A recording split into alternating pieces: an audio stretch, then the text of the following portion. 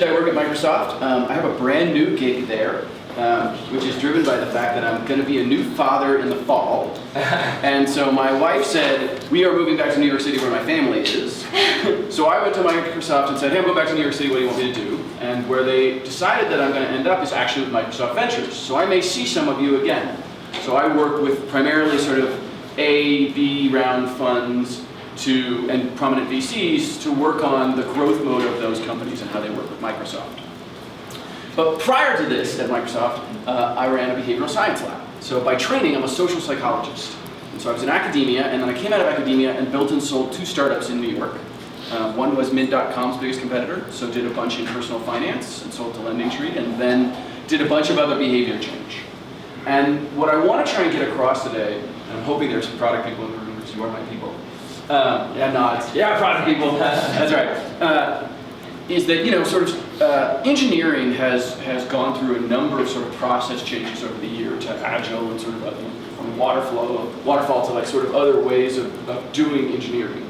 And design and UX has gotten much better about the research that they do, and product has just sort of remained this bizarre, you know, we put ideas on a board and they sound good and then we go do them. And what I want to try and do is inject some science. And the science that I want to inject, as a former professor, I have to write on boards. None of this will make any sense, and you can't read my handwriting anyway, so just ignore it. It just helps me. This part, though, you can all figure out, right? This is the science I want to add. So if you ask a social psychologist sort of how does human behavior work, we often talk about what's called a competing pressures model. That there are basically reasons to do things and reasons not to do things, and that those are always pushing against each other, like real physical pressures. And whichever one wins sort of decides what we do. And so the classic example I always use is M&Ms, right? I love M&Ms, and as a psychologist I get to work with M&Ms all the time because all you really do as a scientist is torture people. It's great. So I used to work in an eating lab, both on sort of anorexia, bulimia, but also on obesity. Sort of how do we get people to control what they eat, given the desire? And so one of my favorite experiments is, sounds like torture, which is I would put a giant bowl of M&Ms on your desk, and then we'd just measure how many M&Ms you ate every day. And as you can imagine, it's quite a lot, right? When they're right there and you don't even think about it, there's this it's amazing how many M&Ms I can get somebody to go through, like in a short amount of time. And why not? There are lots of promoting pressures for M&Ms. Why do we eat M&Ms? Why are M&Ms like so attractive? They're delicious. They're delicious. Okay, they taste good.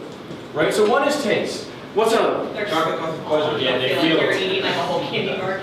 So I'm going to come back to size in a second. Chocolate endorphins. All right, endorphins, right? So there are these biochemical things. There's actually another one that we often think of as an inhibiting pressure, calories, but that's really a promoting pressure. And I think somebody that's used that very cleverly is Snickers, right? What does Snickers go out and do? What does their ad campaign say? It says if your blood sugar is low, if you are feeling cranky, eat a Snickers, right? They will turn what should be a liability into an asset, right? And if you have ever been truly hungry at like 2 or 3 in the afternoon and had some M&Ms, like you know, oh yeah, calories is a promoting pressure. Like that's a good reason to eat some M&Ms sometime. They're also beautiful. One of the things that we know, they are truly beautiful. One of the things we know as psychologists actually is if I give you a whole bowl of like green M&Ms, you will eat fewer than if I give you a mixed color bowl. Like they are actually physically beautiful. That's why think about what a huge deal it was when we got rid of the like slightly light brown ones that nobody really knew what they were, right? And there was a huge like, what is the new color gonna be? I mean, it ended up being blue, which is sort of like, okay, fine, but it was like, oh, there's a big deal. They're free. Wait. Or don't you guess they're free? They're free. So, hold on a second. I'm gonna put free up here with size.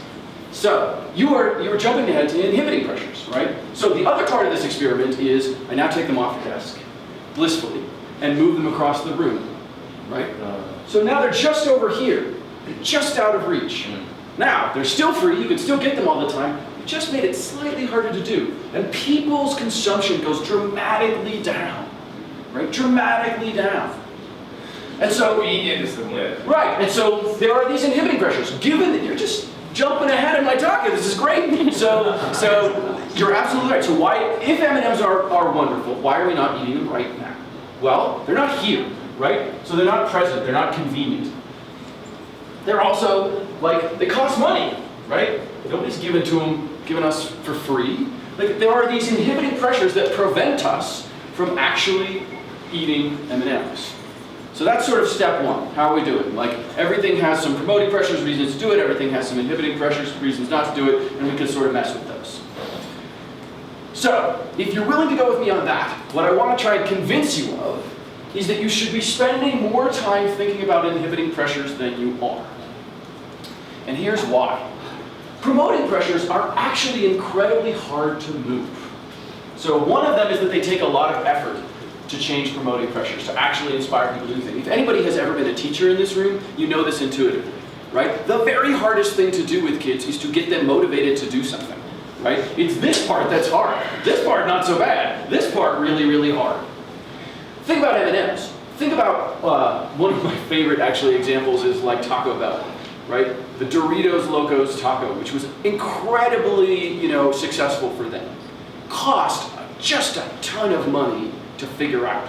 Like, they couldn't get the Doritos to hold their shape, and then the powder was really nasty. Like, they just had tons of, they spent millions and millions and millions and millions and millions of dollars going and, sort of making a new taco. And it had outsized impact for them, but that's dramatically more expensive than just opening a Taco Bell next door to you, right? And I guarantee you open a Taco Bell next door to you and you will eat a heck of a lot more Taco Bell, right? Proximity turns out to be really important, and it often costs dramatically less. Another reason that inhibiting pressures tend to beat out over promoting pressures when we work on these things is because promoting pressures tends to be homogeneous, and inhibiting pressures tend to be heterogeneous. Here's what I mean, other way around. Heterogeneous, homogeneous. Here's what I mean by that.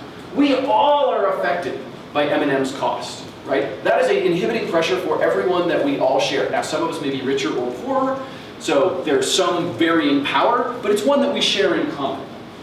Whereas all of these things down here, they're very different. What we perceive as beautiful has much higher variability. What we enjoy, chocolate we all kind of tend to enjoy, but, not everybody. And that's illustrated by the flavors of M&Ms, right? There are literally, they just had to put the pretzel, peanut butter, and they should have stopped at peanut butter. Peanut butter M&Ms are as good as it gets, right? And anyone that doesn't disagree with, anyone that disagrees with me, I fundamentally think you're wrong. But there are all these other flavors because of diversity. And so when you remove something up here, when you go from $2 signs to $1 sign, you get a lot of gain because you affect everybody. Right? Whereas when you introduce a new flavor, well, you know what, I don't really like coconut. So coconut M&Ms just aren't going to do anything for me. Right? So you miss out on part of the audience. So there's a lot more effort involved in trying to create promoting pressures, and it often has diminished returns because of the sort of heterogeneous nature of sort of human motivation. So, given that, what do we do about it? Are we all, I'm doing sort of the accelerated tracker because I want to skip forward to questions. Are we all, so far this all sort of makes sense? Okay. Right. So, clear me some room at the top. So, given those two things, what do we want to go do about it? What am I trying to get you to do as product designers? Well, we can go and build better promoting and inhibiting pressure models if we know what we want to do. So I think you have to start with a behavioral statement. And I want to use a company that I have very mixed feelings about. I use Uber as an example a lot. I'd like to talk about the fact that their CEO is a kind of a terrible human being, but they are a really useful example. Why? Because they got this very, very well. All of their competitors, like Uber started in black cars. Let's leave aside UberX and taxi replacement, this sort of thing. They started in black cars. And what were all the other black car companies doing? Trying to make black cars more attractive. Right? They were like, they're going to be silver Mercedes, and it's going to have Wi-Fi and a disco ball, and all of these things that just nobody cares about. Right? What people care about is all the inhibiting pressure. It's inconvenient, it's costly. If you've ever sat in New York City traffic and tried to pay a taxi while 100 cars line up behind you, you know how high these inhibiting pressures are. And relentlessly and ruthlessly, that is what Uber is focused on. They said, we are going to reduce the inhibiting pressure. We are still, they put water in the back. That's about all they did to make it more attractive. Right? Everything else has been inhibiting pressure. And if you look at their marketers in the room, if you look at their marketing materials, they always focus on inhibiting pressure. What are their marketing materials? It is now cheaper. It is now like more accessible in areas that it hasn't been before. There are now 20% more of them on the road, so you're not going to have surge pricing. Like that's their entire marketing campaign is everything will just get easier all the time. It will just get easier. Soon you won't have to think about it. Look at the work they did with Microsoft, right? They announced this integration with Cortana. So when you set up a meeting, it will automatically set up your Uber for you, right? And the Uber just arrives as you come out of your meeting, right? That doesn't make it any more attractive. It is exactly as sort of like promoting as it ever was. It's just a hell of a lot easier. So, why do I think Uber has been successful? I think Uber did a good job of having a core behavioral statement. So a behavioral statement has a couple of pieces, and this is basically, this could be the mission statement of your organization, although, I like to encourage you to make things that are action-oriented. And what I think Uber kind of figured out is, given that you live, given urban, right? So what's the first thing they did? They defined who their population was, right? They didn't say, oh yeah, we're gonna go try and, I'm from very rural Oregon, like they didn't say, oh yeah, we're gonna conquer like rural America. They said, if you live urban, right? And you want to go from point A to point B, right? So you have an intrinsic desire already. They said, hey, you know what? We're not going to try and inspire you to want to go from point A to point B. We're just going to say, given that you do, we are going to relentlessly focus on making it as easy as possible. And then they made an extreme statement. You will take an Uber. Now, that may seem like hubris, but I actually really like it. And here's why. You should always be envisioning a world in which you win, right? And then you should walk backwards from that to say, how do we create that world, right? Uber doesn't say, well, sometimes people will take an Uber. Like, that's a terrible way to design a product. You want to design a product for the end state where everyone is using it all of the time. And then you want to talk about how you get there, right? So given urban and a desire to go from A to B, you will use Uber. You will take an Uber. So then they sat down and they started sort of looking at, all right, what are the promoting and inhibiting pressures? Like, what are all of the reasons that people would take an Uber, right? So it has to be, and what are the inhibiting pressures? So why are all the reasons people want to go places? Well, airports is one, so we know we're going to have to do this, and it's going to be about family, and it's going to be about bars, right? There's going to be all of these different promoting pressures. We can go list those, right? Then we can talk about inhibiting pressures. What are the inhibiting pressures? Well, convenience, ease of getting one, cost, safety, right? This is one they've had to work with in recent days. Right? And then they got ruthlessly about this. And the nice thing about this is that you can actually keep drilling down on each of these, right? So let's take safety, right? You could do this exercise again, and I encourage you to with your products to say, okay, now we're going to take an isolated one from here, safety. What are all the things that make people feel safe? What are all the things that keep people from feeling safe? Oh, you know what? Knowing the first name of their driver makes people feel safe, right? So there's some what we call the cheers effect, right? It's like everybody knows my name, right? What are all the reasons people don't feel safe? Well, people don't feel safe, when the car looks beat up, right? So, we're gonna make sort of minimal things about how new the car is and how it has to look. Does this make sense?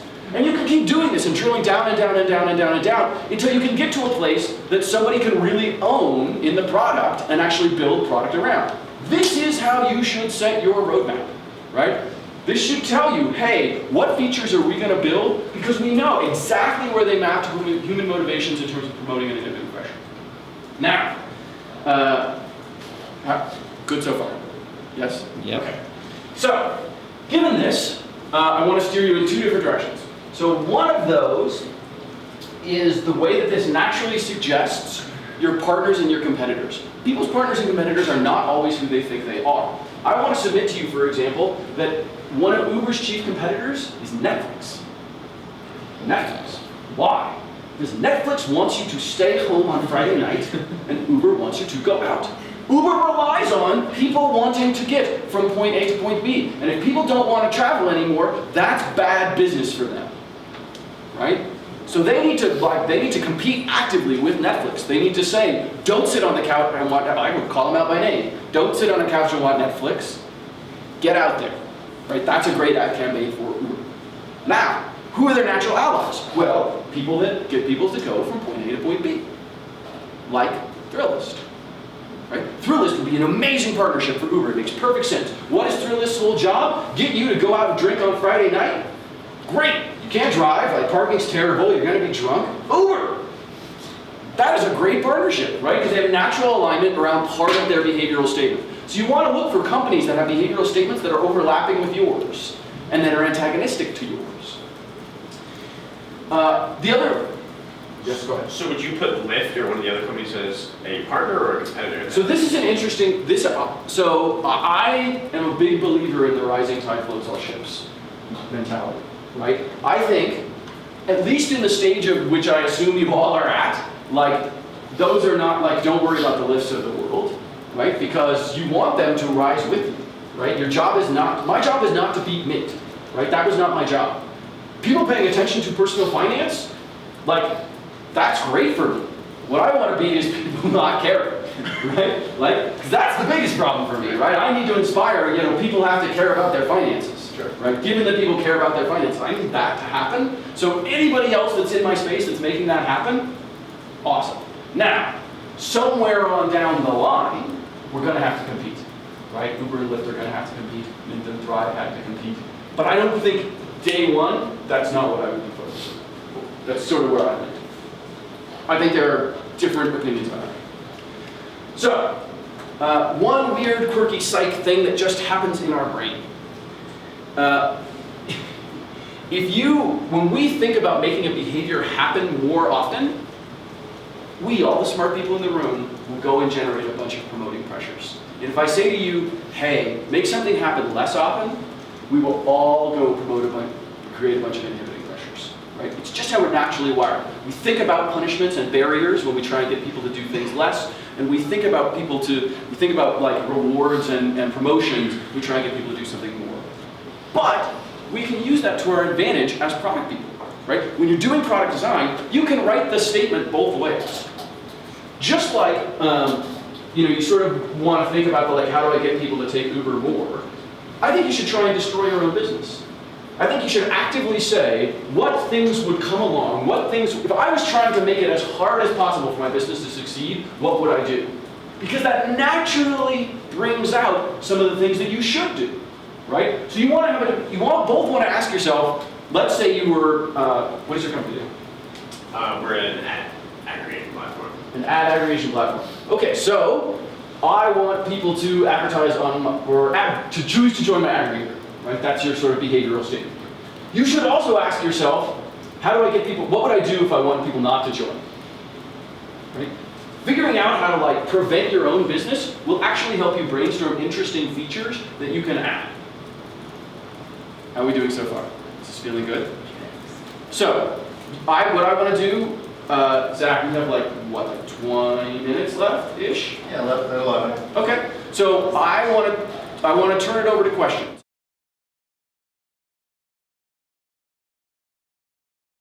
It's easy for people to say, yeah, I care about personal safety, right? But the moment I have to charge this goddamn thing every 20 seconds and I don't remember to put it on my clothes and I don't blah, blah, blah, blah, blah, it's gone. I don't care about personal safety that much. It's the inhibiting pressures that will kill you. So all of the things that you should focus on are sort of the let's do, what sort of was suggested in terms of just walking through this one for a second, if that's okay with you. Right? So let's leave aside promoting pressures for a second, in that you're going to work with an existing population that in theory has stuff like this. Right? What are all of the reasons? Can you just tell me slightly more about your mouse? Sure. So it's a tiny wearable clip, or it can go on your keychain, and it comes in different colors. You press the hidden button, this discreetly activates our smartphone app and sends an alert message with location information to your briefs and emergency contacts. So you get to pick who you can call when you need help. Okay. So, what are all of the reasons, people in the room, help her out. What are all the reasons you wouldn't do that? Costs money and not to set it up. Okay, so there's money, and what was the other one? Not to set it up. That's, okay, setup. Good. What else? Just How keep do you going put it on. on your clothes every day? Okay, yeah, so you've got to, so I'm going to break that down into two things. There's some style kludge aspect, right? And then there's some remembering aspect. What else got? You have to change the battery. Okay, so recharge or change battery or whatever. My phone not being charged. Yeah, you got to have your phone on you. That's a big one. Either one has. What if you're away from your phone? Yeah, okay, yeah, so phone, both having phone on you and sort of So imagine these situations where it's like, sort of no reception, like all of the various things that like always go I wrong. fear people know where I am. I know that's not the case, but I fear. Yeah, there's like that weird Big Brother-ish, like, what is data? Like, I think actually security and privacy is a real concern here. You have to keep track of it, you can't lose it. Oh yeah, like it's, this is the flip side of tiny things, right? Tiny things are easy to lose, right? So losing it, and it's expensive, and I don't want to lose it. By the time someone comes, it's already too late. That's right. Oh shit, like, how does this actually help me? Right, so I'm gonna put illusory, meaning like, does alerting anybody actually help me? So, If your emergency contacts are away from the phone. yeah, exactly, like, that there's sort of, like, that goes back to, I think, this kind of illusory thing, like, what if nobody comes to help, right? So, wait, now, this feels like, so, I want to tell you this, this will feel when you do it inherently super negative, and you'll be like, God damn it, but this is actually amazingly good, right? Because it helps you think through things, Absolutely. right? And so, cost, that's a known one, we can figure that out. Setup, right, we have some good tricks around setup that, like, the biggest problem in setup here is going to be how to identify who my personal, the right contacts are and things, and blah, blah, blah, blah. So we know it's relatively, like ordinary stuff we can do. And again, this is great as you grow and you have junior people, like, let them own one of these. Like, pick one and be like, just focus on setup. Like, just spend all of your time figuring out, like, making setup the greasiest piece in the world. I can't even read my own thing. It was remembering to put it on, and so that's Yes, what that we was also a huge. keychain, because the wearable could be hard to remember, and there's an alarm every morning to remind you to put it on, and an alarm at night to remind you to take it off. So we definitely ran through parts of this, and we're like, okay, if somebody doesn't want to remember to wear it every day, how else can they wear this? And Right. so we said keychain. Yep. That's why it's a clip or a keychain, and then remembering because of the alarm aspect. Like, if you lose it, you can track it backwards, but it's no 24/7 tracking, and it's like one of our big mantras, and only send your location when you press for help. Press the button. The battery, it's a watch battery, and you can just buy one and put it back in. How long does it Lasts last? a year. Oh, so Yeah, it's good. so it's- It's a good long period of time. So you can see how you could start to kind of drill down Yes. through these various things. I think that all of these, just my native assumption, I actually think this is your biggest problem. Yes. Right, tethering to the phone. Anytime you build something to the female audience, I'm going to spend a bunch of time working on this in general. There are just lots of situations where my phone is run down, not near me, blah blah blah blah blah blah. And you might actually. So here's the problem. If you did a slightly different battery, you might want to just have a directly cellularly connected device. Why? Because AT&T loves that and will sell it for you. Right? AT&T and every other mobile provider wants you to have more connected devices. They don't want you to connect shit to the phone. They want to treat it like a tablet with its own data plan. Right? They love these devices because they can sell them. And so they will be like totally on your side if it spins up another line of data for them. So it's an interesting, again, you have to fit a cellular radio. There's lots of parts in there that make that difficult, but these are the kinds of things that you can brainstorm. Is this process starting to kind of make sense? I don't want to go to, also, sorry, I'm just the easiest, Zach will help you find me. I'm the easiest guy to find. You can all email me if you have specific questions about your things. I will get on a call with you. Unfortunately, I don't live here in Boulder, and so I can't be here to help. But Zach is a good friend, and anything you guys need, you could always just reach out. So we can continue this conversation ad nauseum as you want. Oh, so I'm on Jackie's team also. Hold on one second, actually. I promised to go here first, and then I'll go back there, and then we can go. So my name's Stephanie, we're with Borrowing Magnolia. We work in the wedding dress space. We do peer-to-peer rentals and resales. But just generically thinking about this model, when you look at sort of the relative impact of inhibiting pressures versus promoting pressures, is that something that sort of changes over time? Like right now as a society, we care more about being frictionless. Did we care less before? And We will did care less. more in the So- future? Smart. We did care less before, but it's going to continue in this direction. Here's why. So I want you to think of your brain as a pie chart of mental attention. And actually, the pie chart has gotten slightly bigger as nutrition has improved and other things have improved. We actually are slightly smarter than we used to be. But in general, you have a limited amount of attention you can pay to things in the world every day. And so everything takes a slice of this, 10% is eating and 2% is getting dressed in the morning and whatever. So, Your job in the world is to take up a smaller slice of the pie. Now this is counterintuitive. Lots and lots of companies will be like, hey, we want bigger share of mind. Oh yeah, we want more mind share. Fuck mind share. The ultimate product in the world is the one that has zero mind share that you never fucking think about, you just do it. Right? Automatically, all the time. Breathing is the greatest product we've ever made. Right? Has 0% mind share, is necessary to life, like, you know, that's what you want to strive for. And so, what's driving, there are increasing demands on this. One of my favorite sort of graphs is this. You know what this line is? This line is the number of apps that are available in the App Store. You know what this line is? This line is the number of apps that are installed on any given phone at any given time. It's basically flat. Why? Because you can't pay attention to more shit. Like, every time an app comes on, an app goes off, right? Like, you start playing one video game, you stop playing another video game, right? It's not like the world magically, like, accommodates you with more, oh, we've added an 8th day so that you can now play Witcher 3, right? Like, that's not how it works, right? And I think you see this as a trend for all three of the big OS manufacturers in mobile, right? What did, like, WPC, or WWPC, like, Apple just stood up and said, yeah, we're making most of the big apps native. Surprise. Why? Because they recognize the App Store is like a broken model at the end of the day, right? It's a really good software distribution mechanism for things that you actually want to do, limited sections that want to do a specific thing.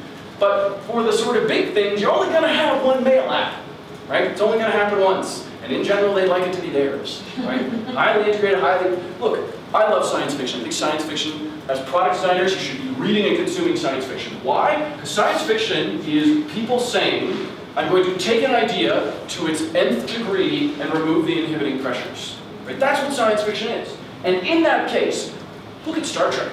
Look at it, anything. There is no science fiction vision of the future in which the computer had 50 million apps on it, right? That never happened. Instead, it went the other direction. It went, the computer is something I can just talk to, and it does everything in the background, and it is as easy as humanly possible, and it automates all the things that we can. Now, we may not have the technology to get there today, but let's not be mistaken about the long-term place that we're going. So, my sort of feedback is, inhibiting pressures are not only ruling the day, but they're going to continue to rule the day. They're going to become increasingly important because of this, right? Because there's going to be increasing demands, like, on our ability to do things, and so people are going to shift increasingly to things that take smaller amounts of their time. Now, there's some exceptions to that, right? Like, games can take up more of games can become more engaging and take up more of your attention, because they are replacing other forms of entertainment, right? People are playing games instead of watching movies, right? Because they're a form of interactive storytelling. And so they're actually replacing another thing. But for convenience things like, there's an amount of time I want to spend shopping for a bridal dress, and that's it, right? And so you can shift it from other people, but you can't make me want to spend more time staring at dresses. You just can't. Does that help? So over here, and then, I think there was somebody here who raised their hand, and then I'll come over here. So I'm on Team Rebel with Jackie, and Okay. So we're working on the phone issue. We're working on building a cellular version, but it's an engineering problem, and it's Yes, it is. time and money, right? So for our MVP, which is the most important thing, right? We got to get something that works out to the market. What can we do to address that in the meantime until we can bring that second gen product to the market? So, Or can we? yeah, I mean, there's a variety of answers. You could try and market against it, right? So you could sort of try and explain why it's more likely that you'll have your phone and stuff. But then you're just creating, like, you're getting in a debate with your customers, which you probably don't want to get in. So we don't. if it were me, I would punt, Okay. and then, like, be super happy about V2. Right, where you're like, hey, remember all these things that were bad about V1, V2? Right, this is like the Microsoft. Like the second or third version ever. And people like, and this is, by the way, the history of technology. This is like, this is, goes back to this rising tides float all ships. I think we have this cult of being first that I think is absolutely ridiculous. Because look at Microsoft, which is the most successful, like, tech company in the world, right? The most successful tech company in the world wasn't the first OS. Office wasn't the first productivity suite. WordPerfect, like, had the market locked up. And Microsoft came in and disrupted, right? Taxis had the market locked up, and then Uber came in and disrupted. So this notion that, hey, you get to Mars first and you plant your flag and that means you own it forever. No, I just don't think that applies. So here and then we're here. Yeah, so I'm Rodrigo, I'm at BlazingDB. We use video graphics cards to accelerate a SQL database platform that we put in the cloud so our users And I don't understand why this doesn't happen more often. Like, it's just wasted. I have a lot of video processing in there. Let's use it for something. Yeah, that's exactly how we feel. Yeah. You're my people. So there's a lot of inhibiting factors from, well, for one, we're currently doing it as a platform in the cloud. So there's security concerns, there's uploading concerns, there's probably bandwidth, Yeah, so I would actually argue, look to people that have done the same thing, like SETI, right? SETI was like, use your spare, do you know SETI search? Yeah. So use your spare CPU cycles searching for extraterrestrial life. Now, why did that drop off over time? Because we didn't find any extraterrestrial life. So this was a problem of the benefits were not clear enough. Right? I think you can do some things to minimize the inhibiting pressures here, and you should do this brainstorm and work on inhibiting those, minimizing those inhibiting pressures. The big question will be, how do you give people periodic rewards? Right? You can also look at the adjacent, like Bitcoin mining space, right? Like, why do people engage or not engage in that? So are you saying that you think our promoting pressures are actually something we should be focusing on right now? Yes, for you guys, you are in an interesting place because in order for this to be successful at scale, right, which you guys need, right? You don't need all the you don't need 100,000 devs in the world to agree to donate their video cards. You need the millions and millions of PC gamers to donate their video cards, right? I mean, we don't actually do it that way. We run the servers. Huh? We run the server. Yeah, we run the server. We have GPU racks. Oh. Yeah. Okay. Yeah. Now so SETI is a bad example. Not example. Okay. I thought you were using my video card, which I was like, I can't believe that there's just an amazing amount of processing power that sits out, not used in the world. So I was like, hey, finally someone's going to take advantage of That's it. amazing insight, actually. For video cards, and then just pay me. Just rent my video. Why are you running racks of these things? Just rent my goddamn video card and then pay me for it. Yeah. Yeah. We're racking our brains about this. Especially if you already have it in the cloud and have all the pieces. We should talk later, Blazing. Day two.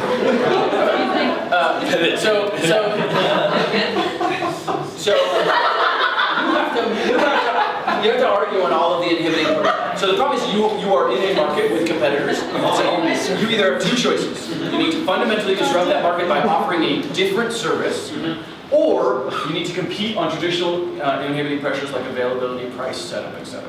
Right? And probably it's going to have to be the traditional version because the service that you're offering, despite being powered by GPUs, all that really means is that it's cheap. Ton faster. Yeah, speed and cost are like two numbers. They're the same. So it's cheaper per Exactly. whatever, right? And so you just have to compete on that. What I would say is you actually have to think about inhibiting pressures that are about distribution, right? So it's not as much about your play is not a direct-to-consumer play. Your play is how can I get all of the other clouds to use my shit, right? And so understanding, hey, what prevents a cloud provider from using us as a backend? What are all of the front end, provisioning front ends out there, and how can we make it super easy for them to sign up, right?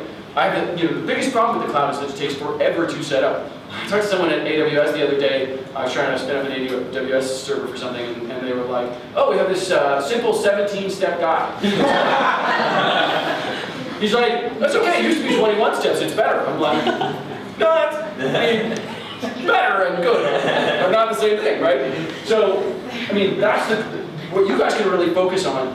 You have this nailed, and it's going to come out of your platform anyway. So then the question is, given that it is cheaper, how can I just make it insanely easy to switch? And that's what we're thinking about a lot. We think about automatically provisioning resources for our users. I think you're in that. So that's the right space that you should be. And anybody that's entering a market in which there are dominant competitors, as opposed to you guys are in a fairly fresh market. If you're in sort of a dominant competitor market, it's all about transition costs, right? This is sort of like Azure now needs to go through a bunch of growing pains that are like, how do I make it so easy to just hit a button and auto import your AWS, right? And so then switching over, because it's cheaper, it's already cheaper and better and faster and all those other things.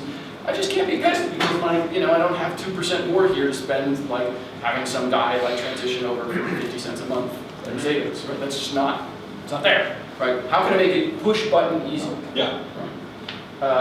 There was questions over here.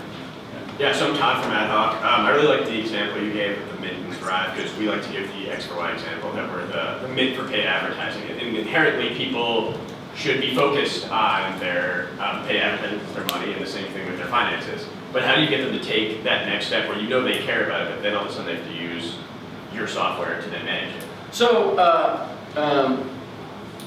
I will make the following arguments. I made this on Twitter with people in this conference I'm speaking at. It's not about dashboards, man. Stop making dashboards. For the love of God, stop making dashboards. Why? Because what do dashboards say? Dashboards say I have to go spend some more on my pie, right? Recommendation engines, right? I want to show up on a thing and have it just tell me, like, great, spend 50 cents more here. And by the way, hit this button and we will automate it for you, right? Like, that's the key. So there is an inhibiting pressure about trust. So let's, can I use personal finance as an example? Yeah, sure. I can save space. So, Thrive, Mint, charts and graphs, charts and graphs, charts and graphs. That was their dominant thing. Their founder was like, Quicken doesn't give me the graphs I want, so I'm going to make Thrive, or I'm going to make Mint. Thrive was recommendations. So literally, you came in and it was like, you need to do blank. You need to move $500 from here to there, or you need to get a savings account. Like, here's your thing you need to go do. And then there was a show the math button. I didn't start by showing the math. I said, hey, if you need to trust me, here's how I got here. Here's how I got to this recommendation. So they could hit the button and show the math. And what we found is people hit the button and show the math about 5 times. And after that, they didn't care anymore. They're like, we trust you. Like, we got it. Right? So it's not that you don't have to build the analytics and things that are the show the math portion to get them to trust you. But your entire point should be getting them to trust you and then, yeah, right? Like, if your product depends on people looking at it every single day, like, unless you are a media company, that is a really, like, of course, if we could implant their thing, like, in me, you know what I mean? Like, that I didn't have to think about it at all every day, like, that would be the ultimate. So, with the recommendations you sent them, was there a recommendation for them to go do, or did you automate it for them if they said, okay, go ahead and do this? So we existed I frequently think about revisiting this space, because I don't think anybody's got it right. We, at the time, couldn't automate. We couldn't say we can go do this for you because you couldn't transact on people's behalf. The technology wasn't there, the laws weren't there, like we weren't, like, this is 7 years ago at this point, right? We just weren't there as now you could build it. Now I could build a thing that would amazingly automate your finances. I could save you all tons of money just by like doing things on the back end to like help you deal with your like psychological hang-ups and stuff, right? We couldn't do that at the time. If we could have, we would have. Okay. Right? Like I would have loved to have automated your finances, and I think like you would have spent 2 weeks getting to trust me, and then once you got to trust me and you just saved a bunch of money, you would be like, okay, sold. Totally. And the way we look at it is very similar, where the aggregation of the dashboard is kind of the trust feature, but then the next step is actually offering the automation that we can do it for you, and this is why we were able to do it for you. Yes, but you want to start with the assumption of automation, right? You want to start with the world as you believe it should exist, and then you want to say, oh, trust will be back from that world, fine, I'll put a show the math button. But you don't want to start with analytics and try and build towards automation. You want to start with automation and say, yeah, we'll give you like enough stuff to make us trust your automation. Does that make sense to you? Warren? That goes for you guys too. One point is in that in the homework exercise, lower right corner, envision future is exactly. We asked you guys to write that. You don't know what it looks like when you win. You have a problem, right? I don't want to know what it looks like when you incrementally get better. I want to know what it looks like when you win. This question about last, you guys can just email me. Hi.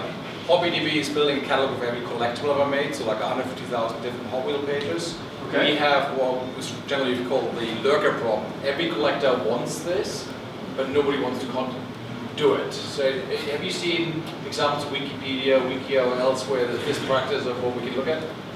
Actually, I'm going to give you, does anyone in this room knit? Do we have any knitters? Crapsy. Crafts. What? No. Ravelry.